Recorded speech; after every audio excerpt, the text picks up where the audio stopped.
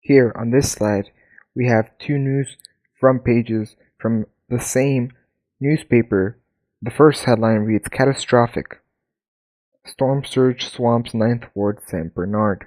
Meanwhile, on the other side, it says, "First water, now fire.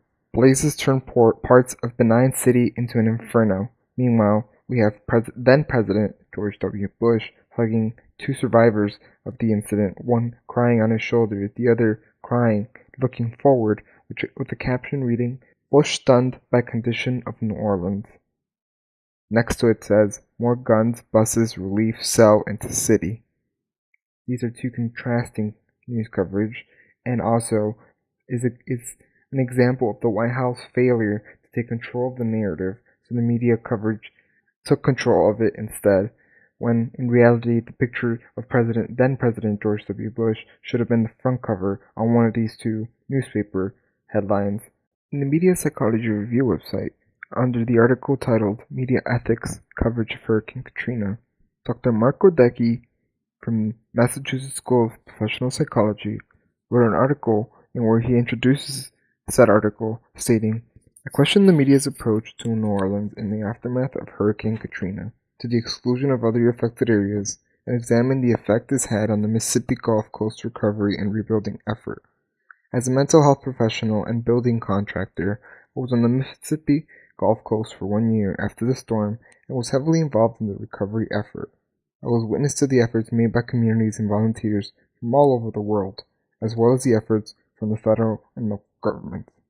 This article is intended to bring light to the well-documented history surrounding the regions most directly affected by the events of August 29, 2005. In the article, Dr. Godecki says, "A quick snapshot from the media reports initially portrayed survivors of Hurricane Katrina as a fiscally irresponsible, uneducated population. On the contrary, most families on the Gulf Coast were fiscally smart, hardworking, assiduous people. These families made enough money each month to pay their bills, send their children to school, secure medical and home insurance, and live modest but comfortable lives." Midway through the article, Dr. Godecki asks a very important question.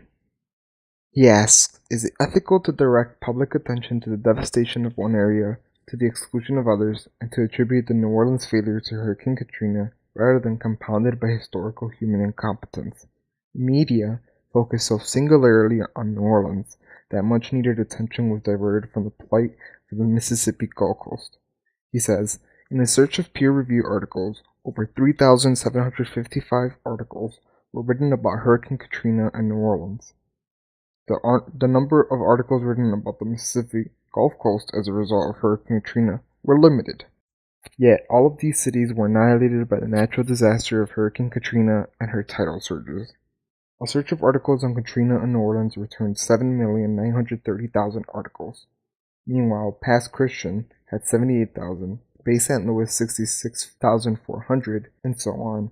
Due to the immense media coverage, misrepresentation, and public unawareness of the actual events created by the disaster of Hurricane Katrina, Dr. Godecki says the name Katrina has become a synonym used by the media and the government to gain public sympathy for those that are affected by the mismanagement and improprieties of the federal government. This article, written by Dr. Godecki, is important to note because it is a clear representation of the divide between what was covered during Hurricane Katrina and what wasn't covered. The focus on Hurricane Katrina coverage was a nationwide coverage instead of a local coverage, as mentioned in the previous slide before.